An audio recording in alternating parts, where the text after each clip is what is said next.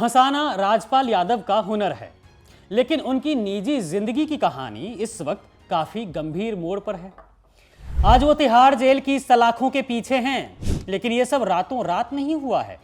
इसकी नींव पड़ी थी साल 2010 में, जब राजपाल ने एक सपना देखा था बतौर निर्देशक अपनी पहली फिल्म बनाने का। फिल्म का नाम था अता पता लापता। इसी फिल्म के लिए उन्होंने दिल्ली के एक बिजनेसमैन मुरली प्रोजेक्ट्स से 5 करोड़ रुपए का कर्ज लिया, और यहीं से उनकी वो गलतियां शुरू होती हैं जो आज तक उनके गले की फांस बनकर रह रही हैं। दोस्तों, हम समा नहीं बांधेंगे, इसलिए डायरेक्ट मुद्दे पर ही आते हैं। सबको पता है कि राजपाल यादव बॉलीवुड और हमारे दिलों पर किस तरह से राज करते हैं। एक समय था जब बॉलीवुड में राजपाल यादव का सिक्का चलता था। कॉमेडी में चुप चुपके से लेकर भूल भुलैया तक राजपाल यादव जबरदस्त थे और आज भी जबरदस्त एक्टर हैं।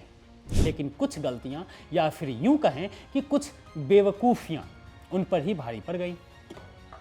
खैर, आते हैं मुद्दे पर और शुरू करते हैं। साल 2012 में फिल्म अता पता लापता रिलीज हुई और बुरी तरह फ्लॉप हो गई। कर्ज का बोझ बढ़ता गया। राजपाल ने पैसे चुकाने के लिए चेक दिए, लेकिन वो एक के बाद एक बाउंस होते गए। 2013 में पहली बार उन्हें 10 दिन के लिए जेल जाना पड़ा, क्योंकि उन्होंने कोर्ट में गलत एफिडेविट दिया था। इसके बाद 2018 में दिल्ली हाई कोर्ट ने उन्हें इसी चेक बाउंस केस में 3 महीने की जेल की सजा सुनाई। यानी कानूनी अड़चनें उनके साथ पिछले 15 साल से साए की तरह चल रही हैं। राजपाल यादव को घेरना मकसद नहीं है दोस्तों, लेकिन यह समझना जरूरी है कि चीजें हाथ से कैसे निकल जाती हैं। चाहे आप बुलंदी के किसी भी मोड़ पर क्यों ना हो, कानून किसी को बख्शता नहीं है। 5 करोड़ का मूलधन ब्याज और पेनल्टी के साथ बढ़ते बढ़ते 9 करोड़ से 11 करोड़ के बीच जा पहुंचा। बैंक का कर्ज अलग और निजी कर्ज अलग। अगस्त 2024 में सेंट्रल बैंक ऑफ इंडिया ने उनके यूपी के शाहजहांपुर वाले पुश्तैनी मकान और जमीन को सील कर दिया। यह संपत्ति उनके पिता के नाम पर थी, जिसे उन्होंने 3 करोड़ रुपए के लोन के लिए गिरवी रखा था, जो बाद में 11 करोड़ हो गया। आज स्थिति यह है कि संपत्ति तो है, करोड़ों की नेटवर्थ भी है, लेकिन वो सब कानूनी रूप से फ्रीज या फिर कुर्क है, जिसे वो चाहकर भी बेच नहीं पा रहे। मतलब ये समझिए कि राजपाल यादव के पास संपत्ति तो करोड़ों की है, लेकिन वह सब लेगेसी लीगल टेंगल्स यानी कि पुराने कानूनी मगरजाल में फंसी हुई हैं। इसलिए 10 करोड़ रुपए जैसी रकम उनके लिए बड़ी बाधा बन गई है, क्योंकि उनके पास लिक्विड कैश यानी कि हाथ में पैसों की कमी है और संपत्तियां कानून के कब्जे में।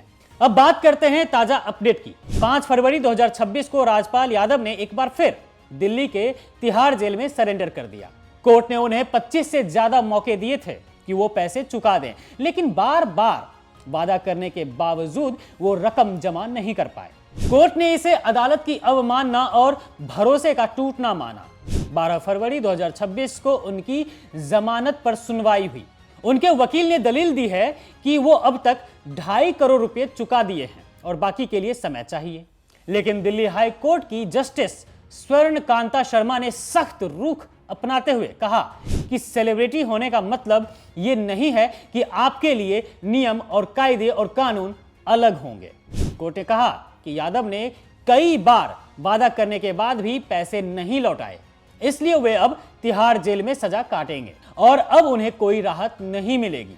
जस्टिस शर्मा ने कहा कि राजपाल यादव को इसलिए जेल नहीं जाना पड़ा क्योंकि अदालत ने ऐसा कहा, बल्कि इसलिए कि उन्होंने अदालत से किया अपना वादा नहीं निभाया।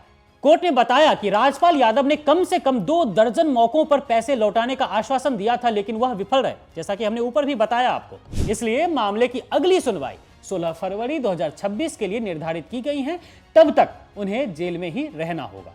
राजपाल यादव आज जिस हाल में हैं, वो उनकी अपनी व्यावसायिक गलतियां और कानूनी प्रक्रिया को हल्के में लेने का नतीजा है। हालांकि फिल्म इंडस्ट्री अब उनके समर्थन में खड़ी है। सोनू सूद, सलमान खान, अजय देवगन और भी कई बॉलीवुड के दिग्गज कलाकार राजपाल यादव को आर्थिक मदद देने के लिए तैयार हैं, ताकि वो जल्द से जल्द जेल से बाहर आ सके। खैर, ये कहानी हमें क्या सिखाती है कि कर्ज और कानून ये दो ऐसी चीजें हैं जिन्हें वक्त पर ना सुलझाया जाए तो बड़े से बड़ा सितारा भी गर्दिश में आ जाता है। उम्मीद है कि राजपाल जल्द इस संकट से बाहर निकलेंगे और फिर से अपनी कला से देश को हंसाएंगे, क्योंकि हाँ, वो एक्टर जबरदस्त हैं और शख्स भी वो अच्छे हैं, पर कुछ बेवकूफियां उन पर भारी पड़ गई।